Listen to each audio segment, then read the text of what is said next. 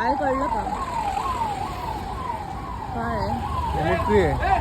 काय पण कशासाठी चाललेत मिलिटरी?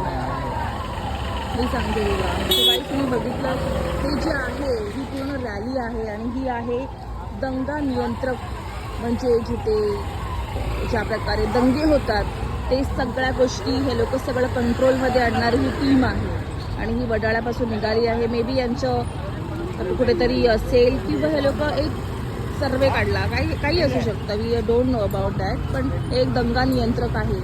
ठीक आहे, थँक्यू वडाळा.